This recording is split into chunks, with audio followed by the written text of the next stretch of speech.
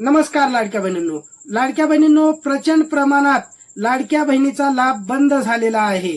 पण त्या लाडक्या बहिणी असं म्हणत आहे की आम्ही पात्र असूनही आमचा लाभ बंद करण्यात आलेला आहे.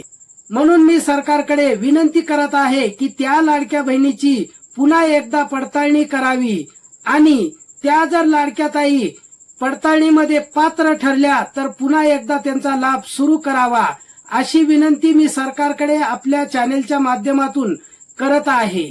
कारण अनेक लाडक्या ताईचे कॉमेंट्स येत आहेत की आम्ही सर पात्र असूनही आमचा लाभ बंद करण्यात आलेला आहे. आमच्या घरामध्ये कोणीही टॅक्स भरत नाही आणि आमच्या घरामध्ये कुठलीही 4 चाकी वाहन नाही किंवा आमच्या कुटुंबाचे वार्षिक उत्पन्न 2.5 लाखापेक्षा जास्त नाही आणि आमच्या घरामध्ये कोणीही सरकारी नोकरदार नाही किंवा सरकारी पेन्शन घेत नाही, तरी पण आमचा लाभ सरकारने बंद केलेला आहे. आणि ज्या महिलांना ई-केवायसी करता आलेली नाही अशा महिलांसाठी पण सरकारने नवीन ई-केवायसी पोर्टल सुरू करावं. कारण अनेक लाडक्या ताई आहेत त्यांना ई-केवायसी करता आलेली नाही. ज्यावेळेस ई-केवायसी करायची होती त्यावेळेस खूप तांत्रिक अडचणी येत होत्या. कुणाला ओटीपी येत नव्हता आणि ज्याला ओटीपी येत होता तो ओटीपी उशिरा येत होता.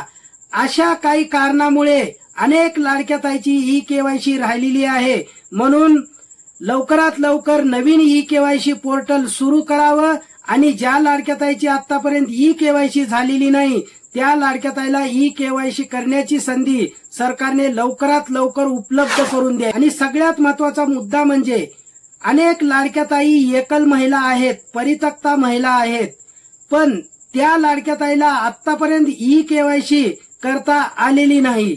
त्याचं कारण म्हणजे त्या लाडक्या ताईसाठी ई-केवायसी मध्ये कुठलाही पर्याय उपलब्ध नव्हता.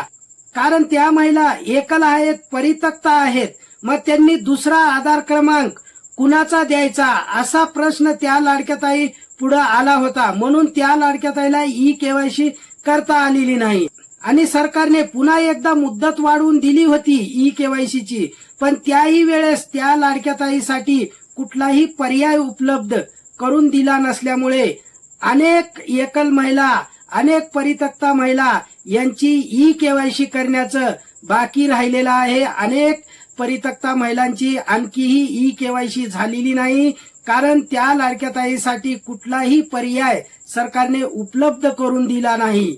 सरकार अनेक योजना एकल महिलांसाठी आणत आहे पण ई-केवायसी मध्ये कुठलाही पर्याय सरकारने उपलब्ध करून दिला नाही.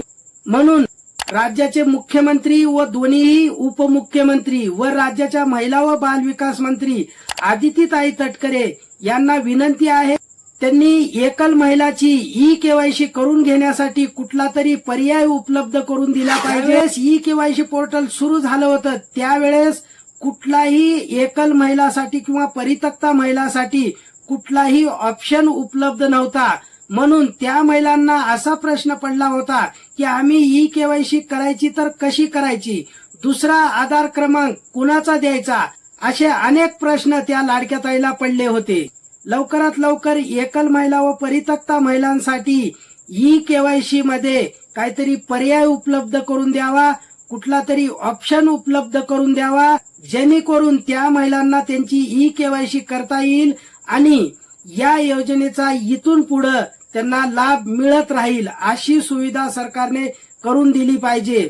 तर लाडक्या ताईंनो, काळजी करू नका. जोपर्यंत हे तिन्ही मागण्या आपल्या पूर्ण होत नाहीत तोपर्यंत आपण सरकारकडे ह्या मागण्या लावून धरणार आहोत, हा मुद्दा उचलून धरणार आहोत. म्हणून कुठल्याही लाडक्या ताईंनी काळजी करायची गरज नाही.